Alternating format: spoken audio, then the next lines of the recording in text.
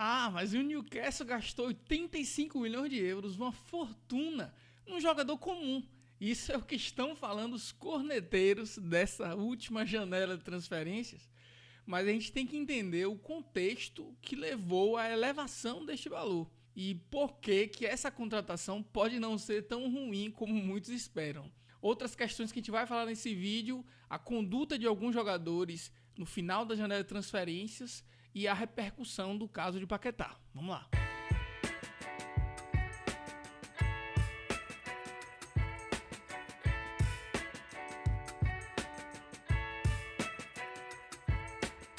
Fala galera, sejam bem-vindos a mais um vídeo do EP Loucos. Eu queria primeiro falar sobre a contratação de Voltemada, né? Porque eu vi algumas páginas do Instagram e alguns torcedores mais corneteiros aí falando sobre a contratação, que seria caríssimo, um jogador comum. Eu acho que a gente tem que analisar esse tipo de transferência com um pouco mais de profundidade, né? Porque o que eu mais odeio ao se falar de futebol é quando se trata sobre os assuntos de uma maneira superficial, usando clichês. Vocês já sabem, quem me acompanha sabe que eu odeio clichês no futebol.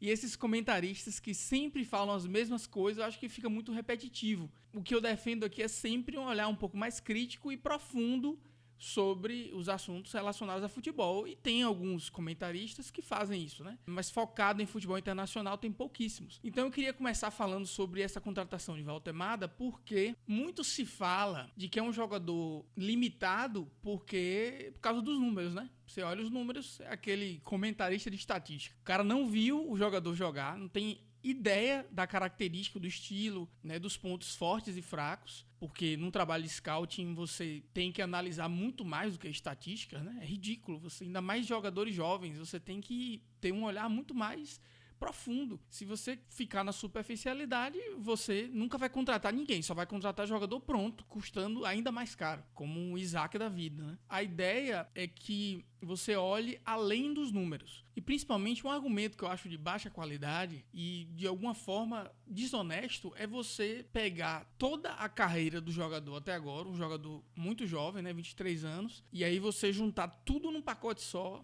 e dizer: tá vendo que esse jogador é ruim? Jogou 90 e tantos jogos e fez apenas 14, 15 gols. Porque essa é a fase que o jogador está se desenvolvendo. A gente tem essa mania de comparar esse tipo de jogador com as exceções. É com o Endrick da vida, é com o Vinícius Júnior, é com o Rodrigo, Lamine Yamal. São esses jogadores que se desenvolvem muito cedo, têm um desenvolvimento muito precoce, e aí a gente espera que todos os jogadores, quando atinjam essa idade de 20 e poucos anos, já sejam jogadores prontos, ou jogadores de altíssimo nível, né? Eu não tô falando aqui do nível do jogador em si, né? Porque ele não tá nem perto do nível desses jogadores que eu citei. Eu tô falando do desenvolvimento do jogador. Tem jogadores hoje que com 18 anos já estão jogando nos times profissionais como se fosse um jogador veterano. Maturidade desde cedo. Mas isso é exceção. Isso não é uma característica comum, normal entre os principais jogadores da Europa. Nessa idade, entre 17, 18 até 23, 24 anos, é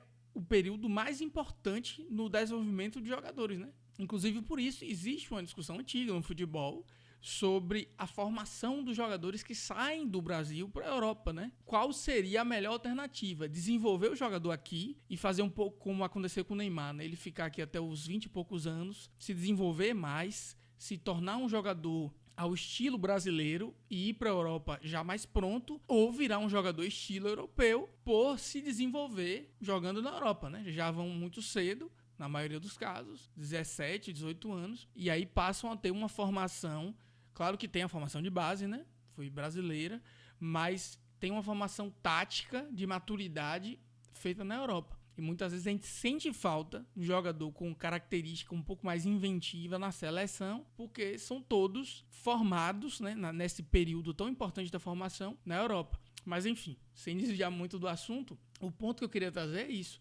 Você juntar todas as estatísticas do jogador nessa fase que ele está em desenvolvimento não é justo, né? Não faz sentido. Você tem que analisar a progressão dele nessa etapa de desenvolvimento. Tem jogadores que vão ficar prontos aos 21, 22 anos, prontos entre aspas, né? Mas vão atingir um certo grau de maturidade que se espera de um titular da Premier League, da Bundesliga e tal, com 22 anos, 23 anos. Tem outros que podem demorar um pouco mais, atingir esse nível com 24, 25. Então a gente precisa respeitar esse período de desenvolvimento e não se antecipar nas previsões da qualidade do jogador, principalmente se ele não estiver pronto, né? Um jogador de 23 anos, ele ainda está nessa fase final de desenvolvimento. E por que eu faço essa crítica? Porque se você somar as temporadas que ele tinha 18, 19, 20 anos, são as temporadas que ele ainda não tinha se firmado como titular, ele não foi muito bem no Werder Bremen. A realidade dele no Stuttgart foi exatamente o momento que ele deu um salto na carreira. Então, você juntar o momento que ele ainda estava conquistando o seu espaço, buscando a titularidade, aprendendo os fundamentos do jogo, né? Ou aperfeiçoando esses fundamentos do jogo que ele não desenvolveu suficientemente ainda no período de base, né? O que acontece muitas vezes, o jogador que entra no profissional achando que já está com os fundamentos bem consolidados, e aí quando chega entre os profissionais, percebe que é completamente diferente, né? É um cenário diferente. Inclusive tem a questão física, né? Quando os jogadores chegam muito jovens, eles têm dificuldade de desempenhar no futebol profissional, porque fisicamente eles estão no outro nível de competição. Então, considerando tudo isso e o fato de que o desenvolvimento de Voltemada foi tardio, a gente entende que ao somar os anos em que ele ainda estava progredindo, você não vai ter uma visão correta do todo, e principalmente do estado atual de desenvolvimento, maturidade e qualidade deste jogador. A última temporada foi a temporada que ele realmente se consolidou no futebol profissional. Agora que a gente já discutiu a questão da performance e de estatísticas, né, que é algo que deve ser relativizado por conta da idade, e aí eu trago um exemplo, né? Gyökeres é um jogador que em seus 21 anos, 22 anos, o Brighton, que a gente pode considerar que é um dos melhores times da Premier League em termos de recrutamento, decidiu vender esse jogador ao Coventry a preço de banana, né? 1 milhão, 2 milhões de euros. Mas é como eu já falei aqui, nessas idades é uma fase de desenvolvimento, uma fase de aprendizado, e é muito difícil de cravar o que será esse jogador no futuro. E muitas vezes o jogador pode acabar forçando a saída se ele imaginar que não vai ter muitas chances. Então é um conjunto de fatores que faz com que o jogador saia. Esse era o valor dele naquela época, porque ele era apenas uma jovem promessa. E aí ele volta para a Premier League num valor completamente diferente do que aquele que o Brighton vendeu lá atrás. Então ele é o melhor exemplo de um jogador que com 20 e poucos anos parecia que não viraria um jogador espetacular e hoje é um dos melhores centroavantes da Europa. E aí quando o Arsenal buscou esse jogador, depois de tantas temporadas esperando o centroavante, contratou um jogador consolidado e pagou um valor correspondente a isso. E também é interessante mencionar que Gyökeres escolheu o Arsenal, né? E isso facilitou as tratativas e mantém o valor no nível razoável, né? Porque quando há competição entre clubes, o valor tende a aumentar. Então, agora que a gente já falou sobre a performance, né, e comparou com outros nomes, a gente vai discutir a questão do custo em si, né? Do valor pago pelo jogador. 12 gols e 2 assistências em 28 jogos são números significativos, né? Vamos dizer assim, uma boa temporada, uma excelente temporada. Só que aí veio a Euros Sub-21. E aí é o primeiro ponto que muitos não estão considerando nessa análise. No Campeonato Europeu Sub-21, que é um campeonato que esses avaliadores, esses scouts consideram muito pela oportunidade de contratar jogadores jovens que estão se destacando no futebol europeu, e aí as duas principais seleções foram Inglaterra e Alemanha. A Inglaterra ganhou 3-2, um jogo disputado, emocionante. Entre os diversos destaques da competição, né, e houve alguns, né? Você pode citar Nebel, meio-campista do Mainz, que jogou muito bem essa competição pela Alemanha. Você pode citar Elliot Henderson, que agora está no Forest, que veio do Newcastle, que está se desenvolvendo muito bem, arrebentou nessa Euro Sub-21. Mas os principais destaques de ambos os lados foram Harvey Elliott, e do lado da Alemanha foi Nick Voltemada. Isso aí é evidente. O cara em 5 jogos fez 6 gols e deu 3 assistências. Foi o nome do torneio. Então, veja como esse histórico é importante para estabelecer o estágio de evolução desse jogador. O cara foi mal no Werder Bremen, saiu de graça, chegou à maturidade no Stuttgart na temporada passada, quando teve um grande salto na carreira. Essa era a temporada que, numa situação ideal, ele ficaria no Stuttgart, se consolidaria e aí faria transferência para um time gigante na temporada seguinte. Mas a gente sabe como é futebol, né? Muitas vezes as condições, as circunstâncias da janela forçam algumas transferências. Agora, voltando à questão dos números. 14 contribuições, né, entre gols e assistências em 28 jogos. Então, uma contribuição, gol ou assistência a cada 2 jogos. Aí você pensa, boa temporada, sólida. Mas veja, ele era reserva. Por quê? Um jogador jovem, o titular era muito mais experiente, que é um Davi, né? Tem um jogador jovem, um jogador promessa, que estava entrando aos poucos e foi melhorando durante a temporada, mas ele começou como reserva e foi ali buscando o seu lugar, né? A sua posição. Então, considerando que ele não era titular, principalmente no início da temporada, era um Davi, considerando que ele foi buscando o espaço aos poucos, esses números são espetaculares. Ele tem, em média, menos de 60 minutos por partida. E se você considerar que em várias partidas ele entrou apenas no segundo tempo, em muitas delas ele entrou depois de 60 minutos, 70 minutos, 80 minutos, você percebe que observar só as estatísticas necessariamente vai te levar a uma conclusão equivocada.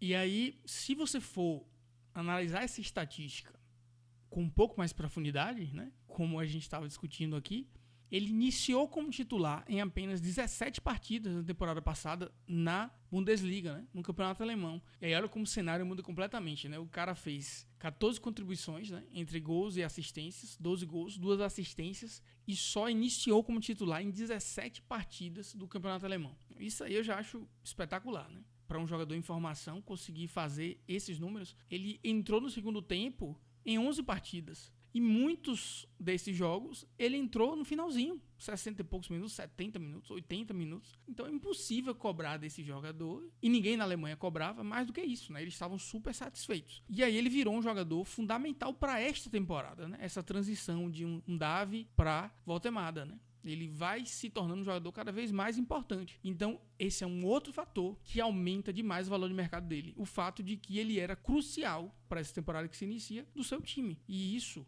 faz com que o preço para o Stuttgart, que é o time que está pedindo, é um time que está vendendo, seja muito maior do que o mercado considera. Não importa. O cara é crucial para mim. Ele só sai daqui se você pagar X. Então, a gente justificou o preço pela performance, pelos números que, quando melhor avaliados, são muito melhores do que estão divulgando aí. Não faz sentido você considerar os números das temporadas bem anteriores, porque era um outro jogador. Hoje é um outro jogador, um outro nível de jogador, um outro nível de maturidade, desenvolvimento e evolução. E aí a gente pode considerar agora outros fatores. Análise do mercado em si. O Newcastle tentou diversos jogadores durante a janela e não conseguiu. A maioria deles não por incompetência do Newcastle, mas simplesmente porque o apelo do Big Six é enorme, difícil de convencer um jogador a ir para o seu clube, tendo a concorrência de um dos times do Big Six. Eles tinham interesse em João Pedro, mas João Pedro já tinha definido o destino. Tinham interesse em Benjamin Sesko, que também já tinha definido o United há muito tempo. Tinham interesse em Trafford, que decidiu ir para o City, que para mim foi um grande erro, né? Ainda mais agora com a contratação do Donnarumma, e que o City parece todo perdido em contratações essa temporada, principalmente de goleiros, né?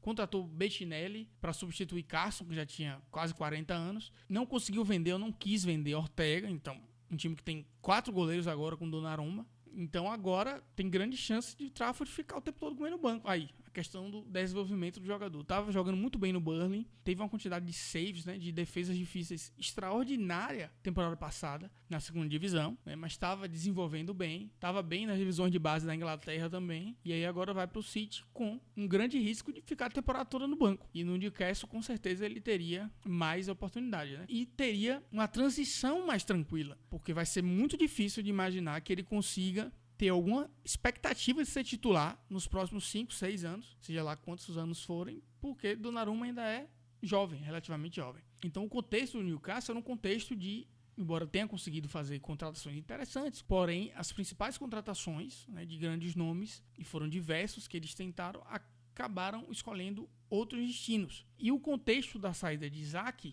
e o fato de o Liverpool, por uma questão estratégica, só ter feito uma oferta até os últimos dias das transferências, o Liverpool tinha feito uma proposta de 110 milhões de libras, que era abaixo, muito abaixo do que o Newcastle esperava, que era algo próximo de 140, 150, fez com que esse drama prorrogasse, né, até o final da janela e complicou a situação do Newcastle em relação à busca por novos jogadores.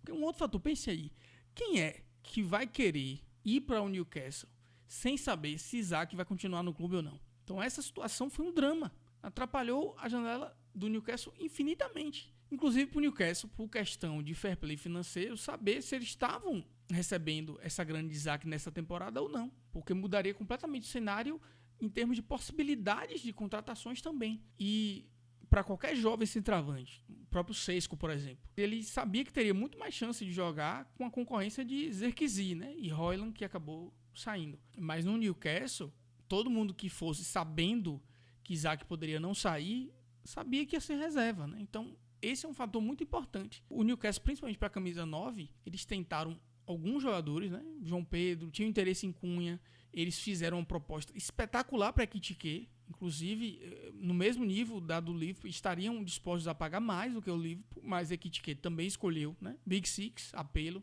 e por ironia do destino, a contratação de Ekitike por parte do Liverpool, né, atrasou a venda de Isaac. Se Ekitike tivesse chegado no Newcastle, camisa 9, titular absoluto, teria facilitado a saída de Isaac, né? E aí a janela foi se fechando e as opções de camisa 9, que no futebol mundial, né, em altíssimo nível, já são difíceis, né, de ser encontradas, foram ficando cada vez mais escassas. E aí no final da janela, o Newcastle ficou entre o Issa e Larsen. Já tinha contratado Valtemada pelas características do jogador, né, é mais parecido com Larsen do que com Issa, eles resolveram contratar o Issa, que faz todo sentido.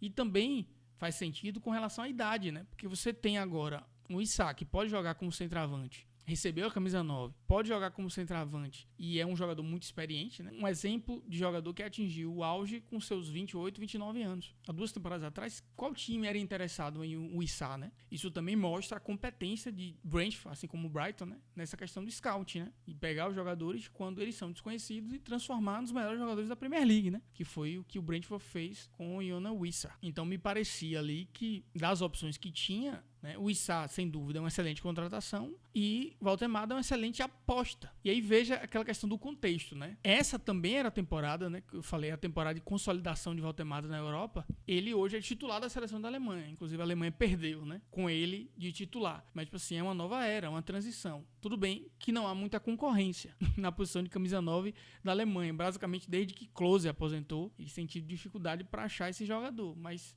tem alguns jogadores que não se consolidaram. E agora, por causa dessa última temporada e por causa da Euros, Valtemada lidera a posição de centroavante da Alemanha.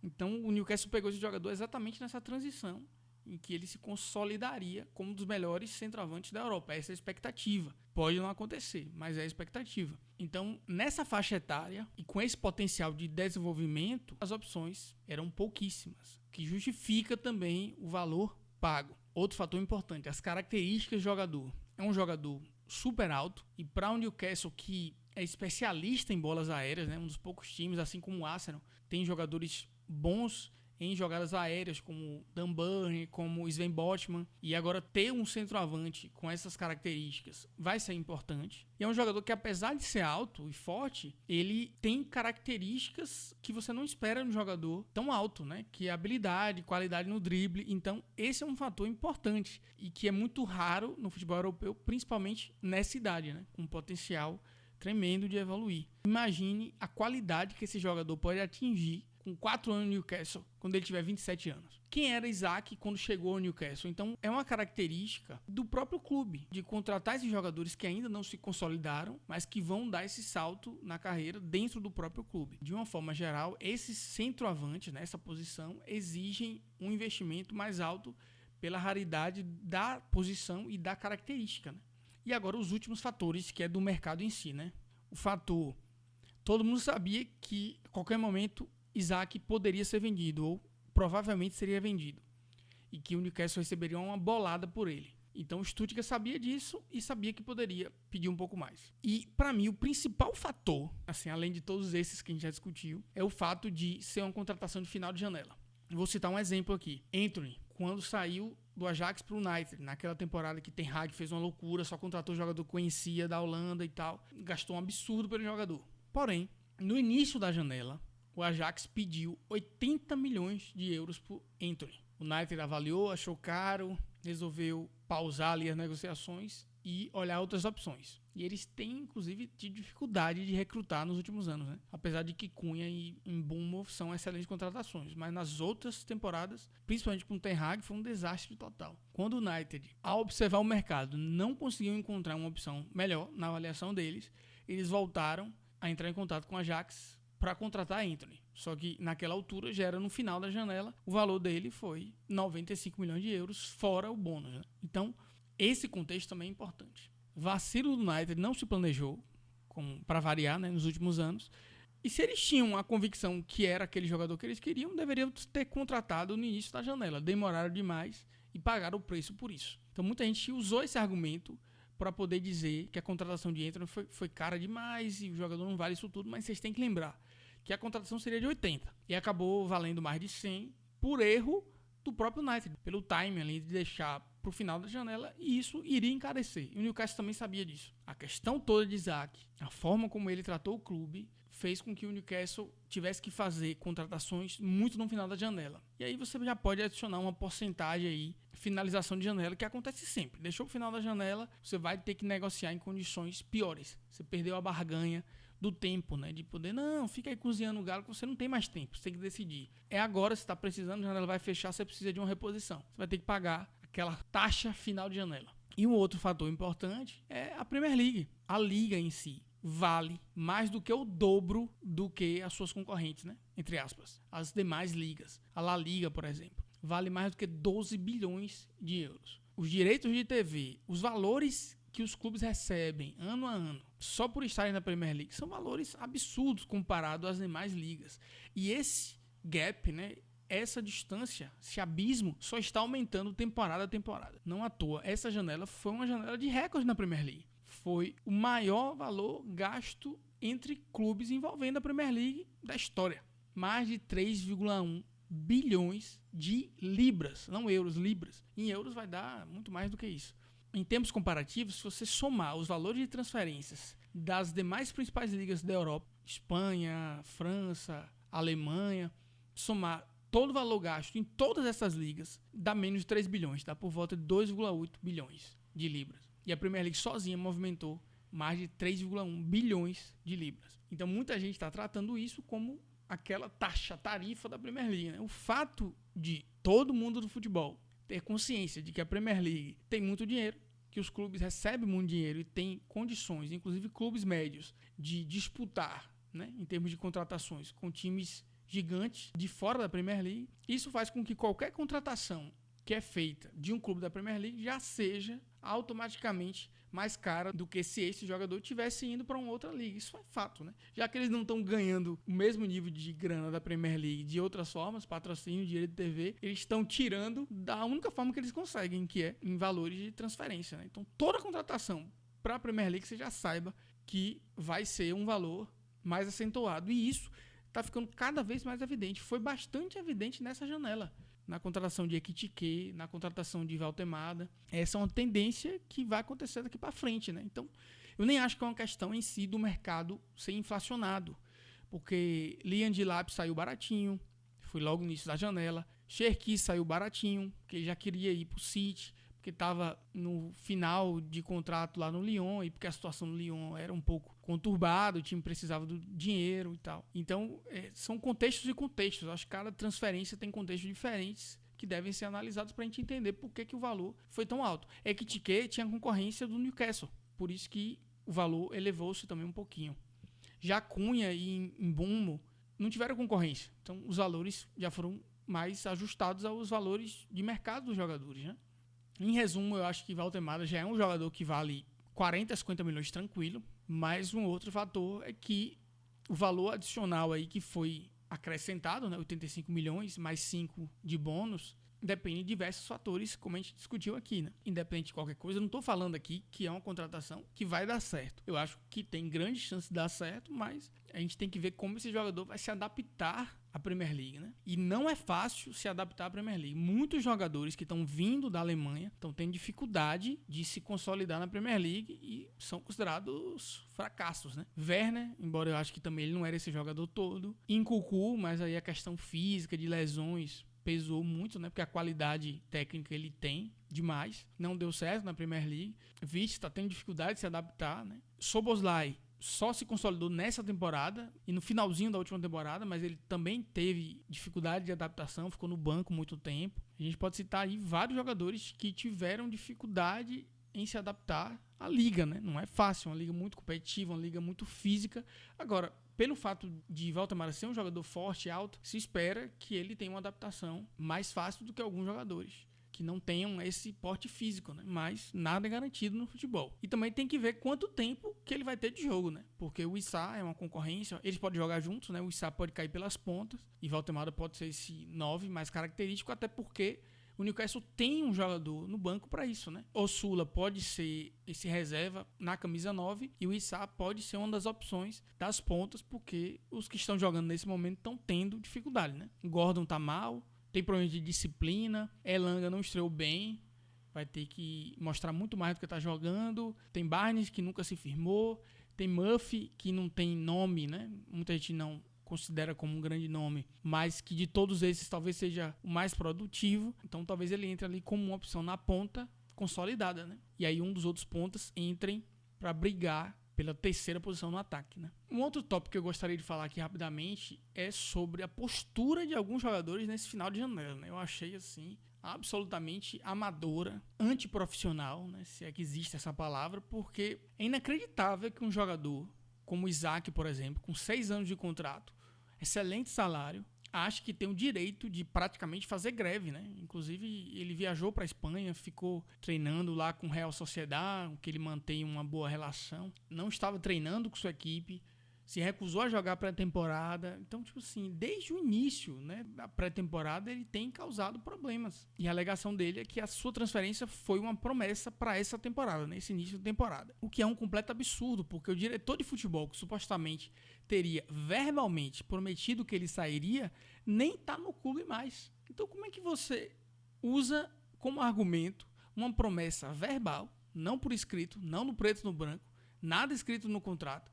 Em nenhum momento Eddie Howe prometeu que ele iria sair. Em nenhum momento os donos do clube prometeram que ele iria sair. Então é muita inocência ou desonestidade, né, de Isaac imaginar que uma promessa no boca a boca de uma pessoa que nem está mais lá seria o suficiente para garantir a sua saída.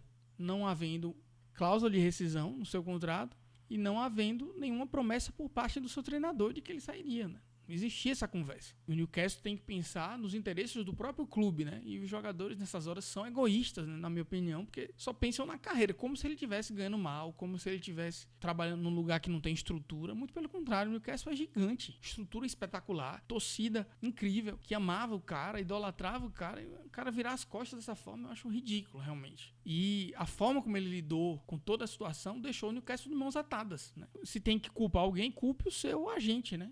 Porque o cara não colocou uma cláusula de rescisão e porque fez um contrato muito longo. Jogadores que querem ter força para sair, querem pressionar, têm que estar nos seus últimos anos de contrato. Eu achei algo absurdo e pode gerar um precedente de que nas próximas contratações os jogadores, mesmo tendo muitos anos de contrato, fiquem forçando a saída, que é algo que praticamente foi inédito, né, no futebol mundial. Isso nunca acontecia. Os jogadores só começavam a forçar a saída quando já tinham poucos anos restantes de contrato, né? 2 anos. Que é o que estava acontecendo com o Guerri, por exemplo, né? Que quase saiu, mas que vai sair de graça muito provavelmente na próxima temporada ou por um valor menor no meio da temporada lá em janeiro. O Issa fez o mesmo, que eu achei absurdo, mas pelo menos ele treinava com os companheiros, algo que Isaac não fez, então o que Isaac fez foi ainda pior. E acabou saindo como um mau exemplo, né? Porque eles fizeram isso, né, como uma atitude infantil, não profissional, e acabaram conseguindo as suas transferências.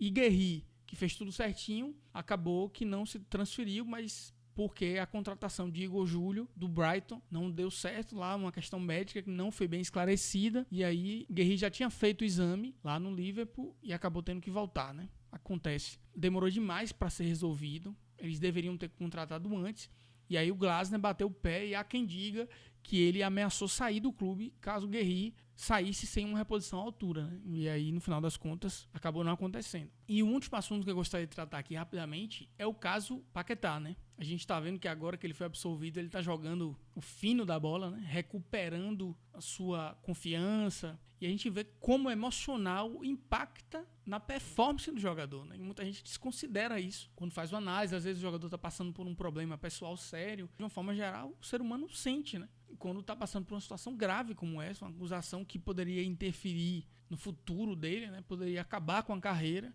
Normalmente a Premier League é muito dura nesse tipo de julgamento quando o jogador é condenado. Então o cara provavelmente não estava nem dormindo direito, né? E agora ele foi absolvido, está jogando demais, tem grande chance de ir para a Copa do Mundo, algo que não se esperava um tempo atrás, né? Com essa nuvem escura sobre sua cabeça. E aí duas questões importantes. Primeiro, a Federação Inglesa deveria ter cuidado ao tratar sobre esses assuntos, né? Sobre a investigação, e talvez só torná-la pública quando já tivesse próximo de acontecer o julgamento, porque demorou 2 anos a esse inferno do cara e a situação já se tornou pública de imediato. Tem que haver um novo tipo de procedimento para que o jogador não sofra tanto durante o período de investigação. Uma vez que for condenado, aí é outra história, mas enquanto ele é inocente, ele não pode sofrer o tanto que sofreu. E também o processo tem que ser muito mais rápido, né? Porque é uma outra grande questão. Demorar 2 anos para resolver. E aí pedia celular, devolvia, depois pedia de novo, né? O processo todo foi bem esquisito. Os argumentos utilizados, que ele tomou o cartão em uma partida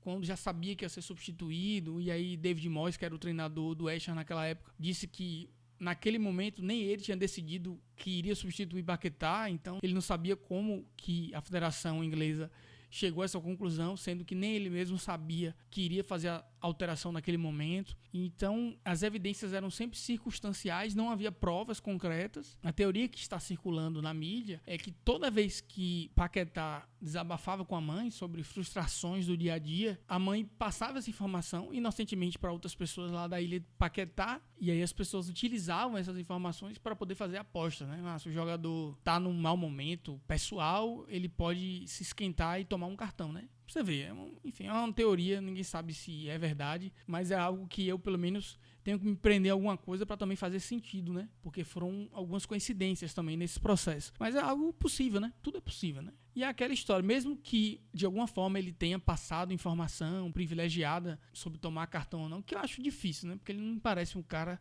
que tentaria propositalmente prejudicar o clube. Mas se isso aconteceu, não importa se você não tiver prova. Tem que ter prova. Se não tem prova, acaba que fica no minha palavra contra a sua e não gera nada. Só gera estresse. E aí, para finalizar, com toda essa questão da transferência para o Manchester City, que era um fato, né? Que havia uma negociação do West Ham com o Manchester City naquela época. E aí, no meio da negociação, essa notícia surgiu. Essa questão do cuidado da investigação, que não deveria ser assim. O Manchester City resolveu, né, se precaver, não prosseguiu com a contratação. Paquetá perdeu muito, né? Imagine como ele seria hoje, né? Supostamente, se ele tivesse sido titular, era um período que o City precisava muito desse tipo de jogador. E ele poderia ter sido titular, né? E aí a grife de jogador mudaria também. E o West Ham perdeu porque a contratação era 70 milhões, era algo muito maior do que foi especulado nessa janela em termos de saída de Paquetá. Então, há uma possibilidade de Paquetá ir a um advogado e processar a Federação Inglesa por todo esse tormento que ele teve que passar. E aquela história, se ele realmente é inocente, foi absolvido, a gente tem que considerá-lo inocente. Qualquer inocente faria isso, né? Porque o cara que realmente não passou informação nenhuma e sofreu tudo isso, ele tem que estar pé da vida mesmo, né? Tem que correr atrás e buscar seus direitos, né? E o West Ham também se sente prejudicado porque se tivesse vendido o Paquetá naquela época, teria uma receita interessante e do ponto de vista de fair play financeiro teria condição